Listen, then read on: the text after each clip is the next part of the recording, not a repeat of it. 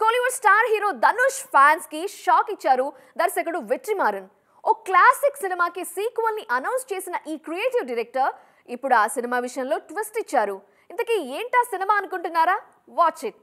ధనుష్ వెట్రిమారన్ దర్శకత్వంలో తెరకెక్కిన super hit gangster drama Vada Chennai. Periodic మూవీగా తెరకెక్కిన ఈ సినిమా ధనుష్ కెరీర్ లో మైల్ స్టోన్ గా నిలిచిపోయింది.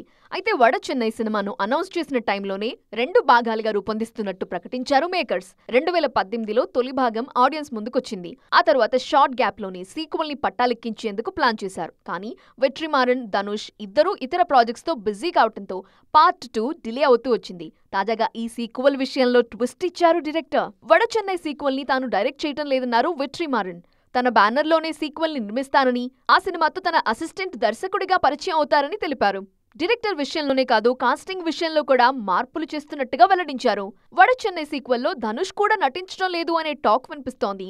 ఈ న్యూస్ తో కల్ట్ క్యారెక్టర్లో ధనుష్ ని మరోసారి చూద్దాం అనుకున్న అభిమానులు ఫీల్ అవుతున్నారు. ధనుష్ చేసిన రోల్ ని మరో ఆర్టిస్ట్ చేస్తే ఆడియన్స్ యాక్సెప్ట్ చెయ్యరంటున్నారు. మరి ఈ కామెంట్స్ నేపథ్యంలో వెట్రిమారన్ ఏ నిర్ణయం తీసుకుంటారో చూడాలి.